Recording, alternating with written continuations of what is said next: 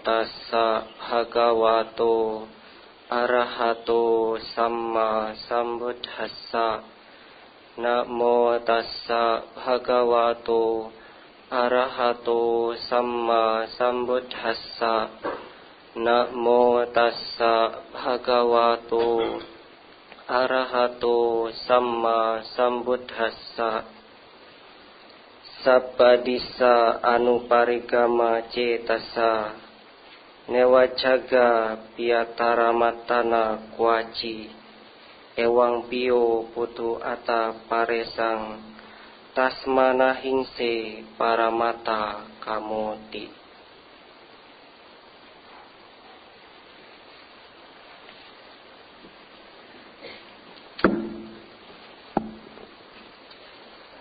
Ya, kepada pemimpin puja bakti yang saya hormati, ibu, bapak, saudara-saudari sedama yang berbahagia, selamat pagi, namo buddhaya.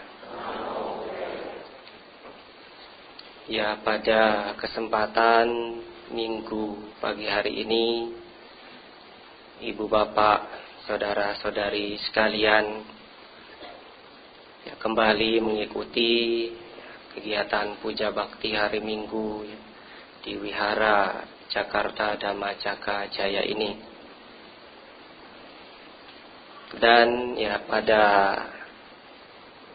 pagi hari ini tidak berbeda ya dengan hari-hari minggu sebelumnya, yang walaupun ya 3 hari yang lalu ya, benar tidak, tanggal 14 ya, khususnya di Jakarta ada serangan teroris begitu. Namun meskipun ya ada peristiwa seperti itu, ya tidak menyurutkan ya semangat Bapak Ibu saudara saudari sekalian untuk ya, melakukan puja bakti. Ya, tidak menjadi takut begitu. Ya, kalau kita melihat di media umumnya demikian ya. Ya, masyarakat kita Indonesia ada bencana, ada teror seperti itu, sepertinya tidak takut, malah ditonton begitu ya. Ya, kalau kita mengetahui seperti itu, malah ya mereka melihat itu seperti ya, adegan di film begitu. Melihat saling tembak, mereka ingin melihat. Nah, di sini ada 2 kemungkinan ya. Kemungkinan pertama ya, kenapa orang-orang tadi terlihat tidak takut ya, menurut anggapan banyak orang Indonesia memang tidak takut teroris begitu ya, malah ditonton. Namun kemungkinan yang kedua ya, bisa saja mereka tidak tahu begitu bahwa itu membahayakan. Ya, bagi orang yang tahu itu bahaya, ya tentu akan bersembunyi atau menjauh ya, agar tidak terlibat atau tidak terkena mungkin ya ada peluru nyasar begitu. Nah, jadi seperti itu. Nah, Bapak Ibu sekarang ya tentu bukan ya karena kejadian tersebut ya menjadi takut. Nah, pada saat ini ya masih banyak yang datang begitu. Ya, kalau kita memahami ya kejadian ya seperti tanggal 14 tersebut, kemungkinan ya kenapa orang-orang tersebut melakukan teror demikian, ya bisa dikatakan kemungkinan ada perasaan, ada suatu ya bisa dikatakan perasaan cinta begitu ya, mencintai apa yang dia yakini, bisa seperti itu. Nah, karena rasa cintanya, rasa baktinya ya, nah, karena mungkin dengan demikian menganggap mendapat pahala begitu ya. Kalau saya melihat pemberitaan apa yang diungkapkan Bapak Gubernur ya DKI Jakarta, beliau mengatakan itu mereka dibohongi begitu. Dibohongi masuk surga katanya. Itu sebenarnya ya mereka dengan melakukan itu kemungkinan besar tidak masuk surga, ya masuk neraka mungkin. Nah, jadi seperti itu yang diungkapkan oleh ya Bapak Ahok, ya, sebutan beliau. Ya baik, pada kesempatan pagi hari ini ya yang akan saya sampaikan ya seperti yang dilihat ya di artikel atau BD. Ya, yang akan saya sampaikan tentang paling dicinta begitu. Nah, paling dicinta. Ya, kita semua tahu apa itu cinta ya secara umum ya. Ketika ya Bapak Ibu sekalian memiliki sesuatu, ya mungkin kalau disebut dari keluarga ya, memiliki keluarga, memiliki keturunan, memiliki teman-teman, atau mungkin memiliki harta kekayaan. Nah, dengan memiliki hal-hal seperti itu, maka akan timbul rasa cinta ya dengan apa yang dimiliki. Nah, seperti orang yang berkeluarga misalnya, mungkin mengatakan ya yang paling dicinta adalah suami atau istrinya. Atau ketika memiliki keturunan, mungkin yang paling dicintai adalah anak-anaknya begitu. Nah, begitu juga mungkin ketika remaja begitu ya, sedang pendekatan. Maka kalau ditanya ya, siapa orang yang paling dicinta, nah, bisa saja mengatakan si dia. Nah, begitu ya. Kalau untuk anak-anak ya, saya sempat bertanya ya, untuk yang ada di wihara di sini ya, yang masih muda, saya tanya siapa yang paling dicintai begitu. Nah, jawaban mereka adalah orang tua. Nah, seperti itu jawabannya. Tapi apakah benar demikian? Yang paling kita cintai itu siapa? Nah, suatu ketika ya pada zaman Buddha ini ya, kita kembali ke masa lampau begitu ya. Pada zaman Buddha ya ada raja namanya Pasenadi Kosala ya, karena asalnya dari Kosala. Beliau ini ya menurut kisah-kisah dalam Tipitaka, khususnya Sangyutta Nikaya, yang mana memuat tentang ya ini Raja Pasenadi Kosala. Ya judul di sana ya Kosala Sangyutta begitu. Raja Pasenadi ini sering merenung begitu. Sering merenung, berpikir. Nah, ketika dia mendapat atau muncul perenungan, maka dia akan ya umumnya mencari Sang Buddha. Apakah yang muncul perenungan dalam dirinya itu benar atau tidak, nah, disetujui oleh Sang Buddha atau tidak begitu. Nah, suatu saat dia muncul perenungan bahwa ya dia merasa tidak ada orang lain yang dia cintai, yang paling dia sayangi begitu, selain dirinya sendiri. Nah, lalu dia menginginkan pendapat dari ratunya atau permaisurinya, yaitu Ratu Malika. Nah, Ratu Malika ini ditanya, adakah yang paling engkau sayangi daripada dirimu sendiri? Ya, Ratu menjawab, tidak ada. Nah, yang paling saya sayangi adalah diri saya sendiri, bukan orang lain. Nah, jadi seperti itu. Sehingga ya pemikiran mereka sama, baik raja maupun ya permaisuri. Nah, lalu Raja Pasenadi Kosala ini menemui Sang Buddha, ya menceritakan percakapannya dengan Ratu Malika tadi.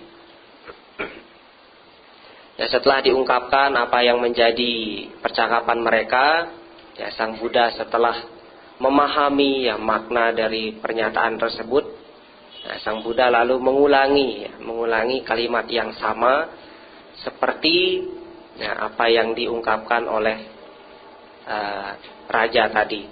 Lalu Sang Buddha menambahkan ya seperti dalam ya kalimat Pali tadi. Yang dalam terjemahannya ya kurang lebih seperti ini. setelah melintasi segala penjuru dengan pikiran, seseorang tidak menemukan dimanapun yang lebih disayangi daripada dirinya sendiri. Begitu juga dengan orang lain. Masing-masing yang paling disayangi adalah dirinya sendiri. Bagi orang yang menyayangi dirinya sendiri, maka hendaknya tidak mencelakai orang lain. Jadi Sang Buddha mengatakan seperti itu. Jadi apa yang menjadi perenungan raja tadi, seperti itu juga yang diungkapkan oleh Sang Buddha, bahwa bukan orang lain selain diri kita yang paling kita cintai dan sayangi. Mungkin sebagian dari kita, sebagian dari Bapak Ibu sekalian kurang setuju begitu dengan pernyataan tersebut. Karena kalau memiliki orang tua, pasangan atau anak, mereka itulah yang ibu bapak saudara sekalian rasakan merasa paling dicintai begitu. Bukan diri Bapak Ibu sendiri. Kita merasa demikian. Tapi kenapa Sang Buddha mengatakan bahwa yang paling kita cintai adalah diri kita sendiri, bukan yang lain?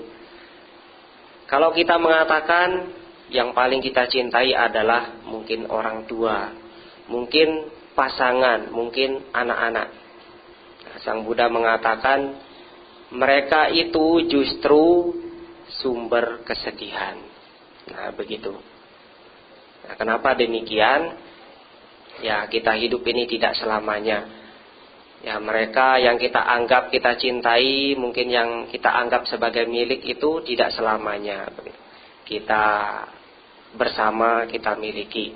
Ketika mereka kelak mengalami sesuatu, mungkin meninggal begitu, maka kita akan menjadi sedih, sehingga mereka itu dikatakan sumber kesedihan. Kalau kita memiliki orang tua, pasangan dan sebagainya, mungkin kita merasa mereka adalah sumber kebahagiaan. Tapi kalau pada mereka terjadi sesuatu yang tidak kita inginkan, kita akan menjadi sedih. Sama ketika pada masa Sang Buddha, Wisaka. Wisaka ini seperti dulu sudah pernah saya sampaikan. Wisaka ini memiliki anak dan cucu sangat banyak, 8.000-an begitu. Suatu ketika salah satu dari cucunya meninggal. Dengan ada cucunya meninggal, Wisaka ini bersedih, menangis, meratap. Lalu Wisaka menemui Sang Buddha. Melihat Wisaka yang sedih tersebut, Sang Buddha mengatakan kepada Wisaka, Wisaka, tidakkah kamu mengetahui, menyadari bahwa di Sawati ini, dulu beliau di Sawati, setiap hari banyak orang yang meninggal. Setiap hari. Kalau seandainya engkau memperhatikan mereka seperti engkau memperhatikan cucumu, maka engkau akan terus-menerus bersedih, meratap tanpa henti begitu. Kehilangan satu orang saja yang dicintai, sedihnya luar biasa. Apalagi banyak, apalagi semua orang dianggap saudara yang dicintai, yang dianggap keluarga yang dicintai, yang disayangi. Ketika mereka mengalami seperti itu, kita akan bersedih berlarut-larut begitu. Jadi alasan seperti itu kenapa orang yang kita anggap, yang kita cintai itu sumber kesedihan. Ketika mereka mengalami salah satunya kematian, kita akan bersedih. Kami para biku, kalau membandingkan ketika berada di sini, banyak jadwal yang paling banyak itu jadwal ke rumah duka biasanya. Di sana umumnya akan bersedih keluarga yang ditinggalkan. Itu baru satu yang meninggal. Nanti akan ada yang menyusul tentunya. Tetapi kebanyakan kalau kami sudah berada di rumah duka, umumnya yang terlihat begitu. Keluarga tidak bersedih, bahkan yang melayat, yang datang ke sana semua senang begitu. Nah, kalau saya mau katakan tempat tersebut ya kurang cocok dinamai rumah duka ya. Cocoknya dinamai rumah bahagia begitu. Ya, kalau Bapak Ibu ke sana bukan turut berduka kan ya. Malah happy-happy begitu, senang-senang. Ya, itu terlihat tampak luarnya saja saya kira ya. Tapi bagi keluarga khususnya pasti merasakan kesedihan. Nah, begitu. Ya, setelah kita mengetahui bahwa diri kita sendiri yang paling kita cintai, nah muncul pertanyaan, sudahkah kita benar-benar mencintai diri kita sendiri? Nah, sudah tidak Bapak Ibu? Sudah benar-benar mencintai diri sendiri? Apakah mungkin cintanya lebih besar kepada orang lain begitu dibandingkan kepada diri sendiri? Nah, umumnya seperti itu ya. Kita lebih menyayangi yang ada di luar. Keluargakah ya, teman-temankah begitu. Nah, kita banyak lupa yang menyayangi diri sendiri begitu. Lalu seperti apa yang dimaksud mencintai, menyayangi diri sendiri? Nah, ini ya saya awali dari kisahnya dulu ya. Ini lagi-lagi tentang Raja Pasenadi Kosala. Ya, mungkin sebelumnya saya akan menyinggung Raja Pasenadi Kosala ini siapa begitu. Ya, pada zaman Sang Buddha banyak raja ya. Yang paling dekat ya kecuali Raja Bimbisara, yaitu Raja Pasenadi Kosala. Ya, sebenarnya masih saudara begitu ya. Raja Pasenadi Kosala dengan masih keluarga begitu dengan Raja Bimbisara. Karena dikatakan Raja Ajata I yang anaknya Raja Bimbisara adalah sepupu dari Raja Pasenadi Kosala ini. Tetapi ya mereka sering berperang begitu. Raja Ajata I memusuhi Raja Pasenadi Kosala ini. Nah, setiap muncul perenungan apa yang menjadi pemikirannya, raja ini selalu menemui Sang Buddha begitu. Nah, seperti saya katakan tadi, meminta persetujuannya, apakah yang dia renungkan itu benar atau tidak. Tapi walaupun dekat dengan Sang Buddha, sering mengajukan pertanyaan kepada Sang Buddha, ya tidak pernah dikisahkan Raja Pasenadi Kosala ini mencapai perkembangan batin. Jadi hanya sebatas itu saja pengertian pemahamannya. Ya, kalau orang lain biasanya kalau sudah mendapat ceramah dari Sang Buddha, wah paling tidak sotapati begitu ya. Tapi raja ini tidak begitu. Nah, jadi kalau ada biku ya, dulu saya mendengar ya seorang biku berceramah, ya dikatakan Raja Pasenadi ini bukan orang bijaksana begitu. Karena tidak mampu mencapai kemajuan batin. Tetapi menurut ya di negara Buddhis, kalau tidak salah Myanmar, Sri Lanka begitu. Orang Sri Lanka beranggapan bahwa Raja Pasenadi Kosala tersebut adalah bodhisatta. Nah, sehingga kenapa setiap mendengar ceramah tidak mencapai kesucian, ya paraminya belum mendukung ya. Ya, kalau mencapai kesucian ya tidak bisa menjadi Buddha nanti. Karena masih memenuhi parami seperti itu, sehingga meskipun ya diberikan ceramah yang tinggi, nah, tidak bisa menembus karena belum saatnya begitu. Nah, jadi seperti itu ya. Ya, gambaran dari Raja Pasenadi Kosala ini. Nah, ketika muncul perenungan ya. Nah, untuk sekarang ini perenungannya adalah bagaimana atau seperti apa orang yang mencintai, mengasihi diri sendiri, dan seperti apa orang yang memusuhi diri sendiri begitu. Nah, raja ini merenung bahwa orang-orang yang terlibat dalam perbuatan buruk, perbuatan jahat melalui pikiran, ya, ucapan dan jasmani, maka orang-orang seperti itu adalah orang-orang yang memusuhi dirinya sendiri. Nah, karena dia melakukan perbuatan-perbuatan jahat, berarti dia mengondisikan penderitaan ya untuk dirinya sendiri. Nah, ketika orang berbuat jahat, meskipun mungkin dia mengatakan kami mencintai diri kami sendiri, tapi kalau sampai melakukan kejahatan, nah, itu berarti mereka memusuhi diri mereka sendiri.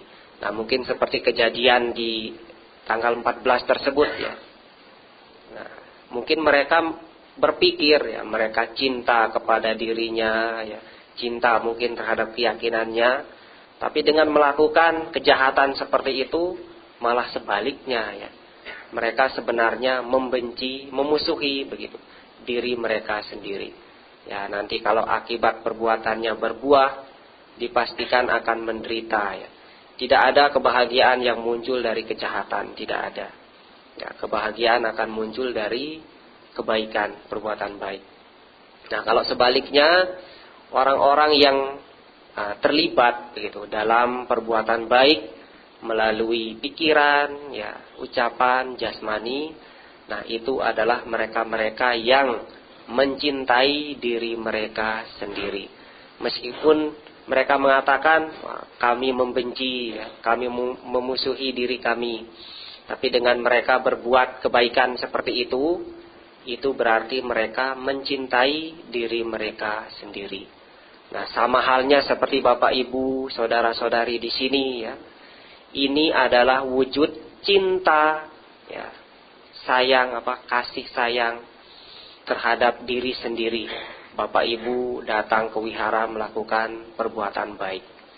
Nah, perbuatan baik ini tentu tidak hanya melalui jasmani ya, tidak hanya hormat begitu kepada tiratana khususnya, tapi juga ya tidak hanya melalui jasmani, tapi juga melalui ucapan ya, dengan membaca parita, dan juga tentunya melalui pikiran ya.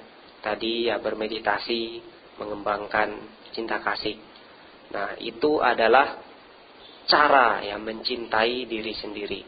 Nah, ketika nanti perbuatan baik Bapak Ibu ini berbuah, ya, pasti tidak akan menderita, ya, pasti akan bahagia. Nah, di sini juga setiap hari, ya, baik pagi maupun siang, berdana makanan kepada para biku. Ya, mungkin Bapak Ibu berpikir, nah, kami mengasihi para biku, ya, kami senang dengan para biku, sehingga ya kami berdana makan. Tapi sebenarnya apa yang Bapak Ibu saudara-saudari lakukan adalah karena Bapak Ibu mencintai diri Bapak Ibu saudara sekalian sendiri. Nah, bukan semata-mata senang dengan bikunya, tetapi tentu karena pemahaman ya, khususnya pemahaman tentang hukum kama. Nah, dengan berbuat baik seperti itu, ya nanti kebaikan akan kembali ya, pada pelakunya, pada si pembuatnya. Nah, jadi seperti itu. Nah, lalu ya bagaimana sekarang cara kita mencintai ya, mencintai diri sendiri. Ya, meskipun tadi sudah saya singgung, ya di sini ada satu poin dhamma ya yang membahas 6 hal sebagai cara ya kita juga ya sebagai cara kita mencintai diri kita sendiri. Ya, meskipun dikatakan kita mencintai diri sendiri, ya ini tidak berarti kita menjadi apa istilahnya narsis begitu ya. Narsisme ya, tidak demikian. Atau mungkin karena mencintai diri sendiri lalu menjadi egois. Nah, tidak demikian yang dimaksud ya.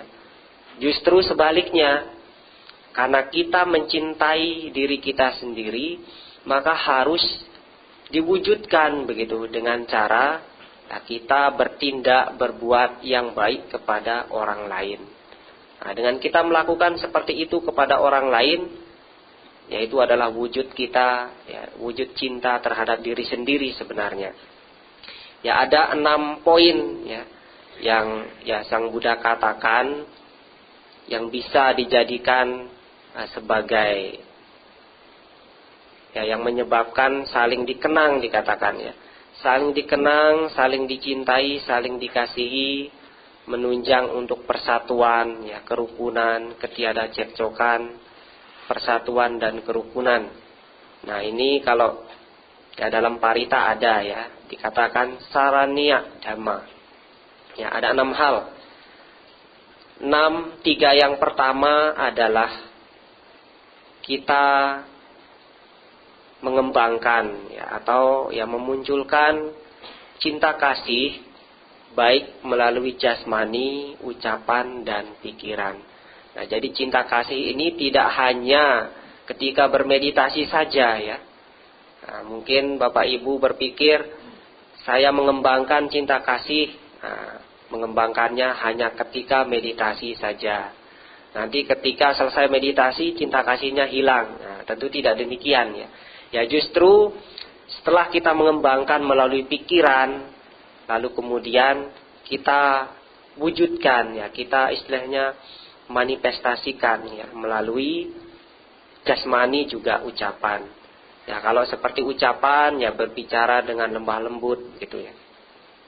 Lemah lembut, ya, tidak menyakiti orang lain dengan kata-katanya, ya, tidak berucap yang kasar. Ya, seperti mungkin dalam sila, ya, tidak berbohong, tidak berkata kasar, tidak memfitnah, juga tidak berbicara yang tidak perlu, tidak berguna. Nah, itu juga wujud dari cinta kasih melalui ucapan. Lalu juga, ya, cinta kasih melalui jasmani, ya, tidak sampai memukul, ya, menyakiti, ya, tidak sampai, ya, mungkin membunuh begitu. Itu juga wujud dari cinta kasih. Nah, sehingga cinta kasih ini tentu akan lengkap kalau kita bisa mengembangkannya tidak hanya melalui pikiran saja, tapi juga bisa dikembangkan, ya, berupaya dikembangkan melalui ucapan dan juga melalui badan jasmani. Dan ini dilakukan tidak hanya kita sedang berada di depan orang lain begitu, ya. Di belakang pun sama. Maksudnya ketika kita tidak bersama orang lain, ya, pikiran cinta kasih itu tetap kita kembangkan. Ya, jangan sampai terlihat penuh cinta kasih di depan begitu, ya, ketika berhadapan dengan orang lain. Tapi nanti ketika, ya, tidak bersama dengan orang lain, nah, di sana malah menceritakan keburukan orang tersebut. Nah, itu salah tentunya. Cinta kasih ini dikembangkan baik ketika kita berada di depan maupun di belakang. Nah, dikatakan seperti itu. Lalu yang ketiga, ya, ini keempat, kelima dan keenam. Ketiga selanjutnya yaitu kita bisa berbagi perolehan tanpa rasa enggan. Nah, kalau kita memiliki sesuatu yang bisa dibagikan, yang bisa diberikan untuk membantu orang lain, ya, berikan hal itu, ya, bagikan hal itu tanpa rasa enggan. Nah, kalau Bante Utamo mengatakan ketika ada niat baik segera dilakukan. Nah, jangan ditunda begitu, ya. Kalau sebaliknya, kalau ada niat buruk, nah, ini jangan segera dilakukan, tetapi perlu ditunda. Ya, kalau kebajikan ditunda, ya, nanti tidak jadi, ya. Tidak jadi berbuat baik. Tapi kalau keburukan ini ditunda, nah, nanti tidak jadi berbuat buruk, berbuat jahat. Nah, dalam Dhamma juga dikatakan kalau kita bisa memberi dengan niat yang pertama kali muncul, nah, jangan ditunda begitu.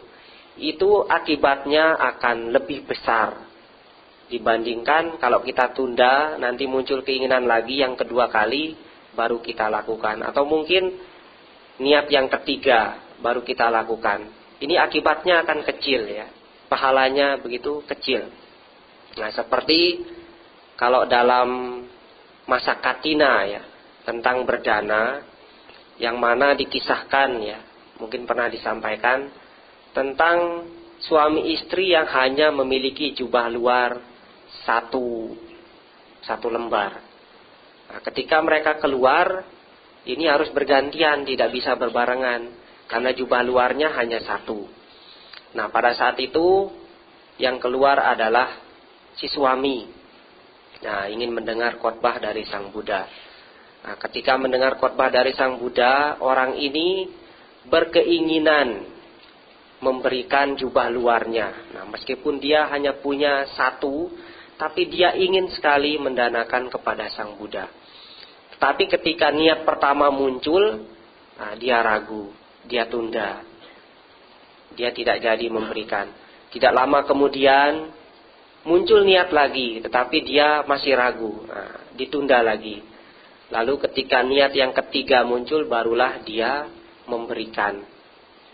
Nah, karena kebajikan itu ya oleh raja dihadiahi hadiah banyak.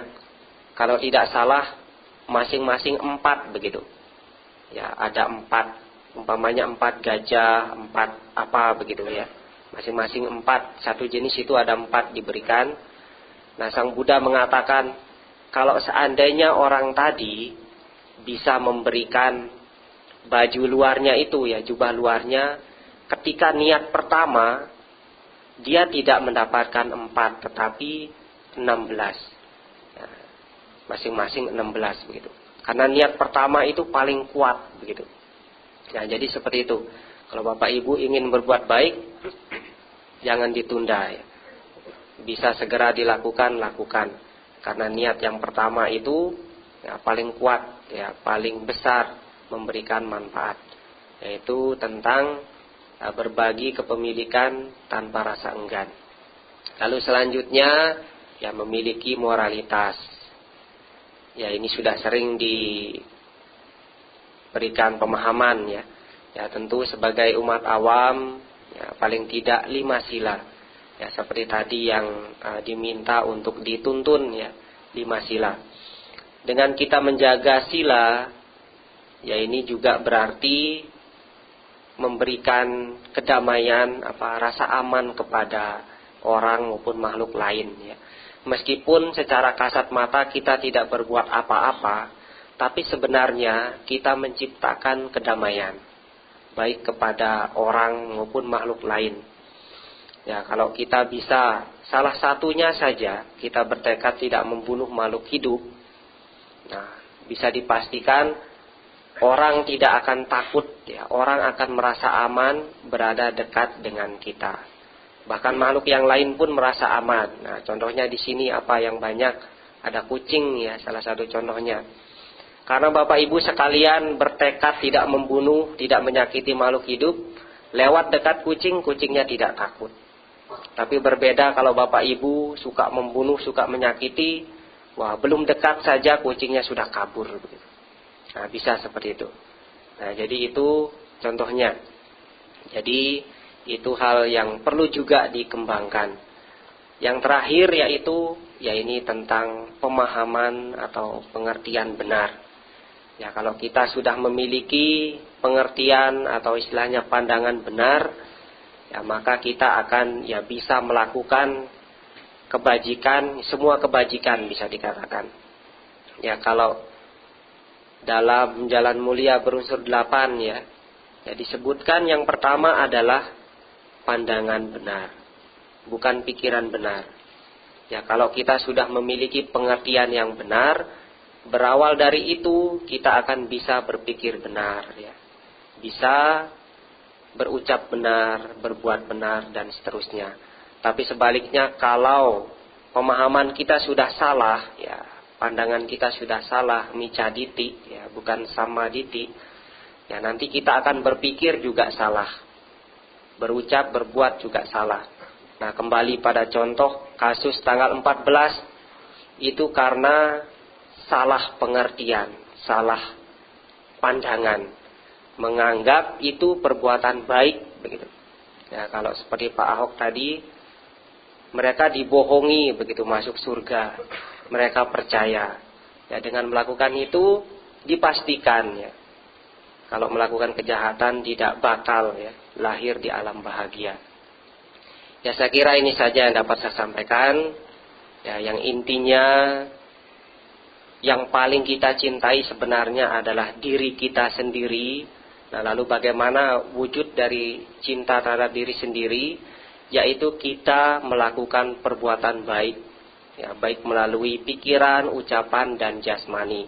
Dengan melakukan kebajikan, maka ya kita sendiri yang akan memetik hasilnya, buahnya, yaitu kebahagiaan. Kita yang melakukan kebaikan, ya maka kita sendiri yang memetik kebahagiaan akibat perbuatan kita sendiri, begitu. Ya, saya akhiri, sabbe satta bhavantu sukhitata, semoga semua makhluk hidup berbahagia.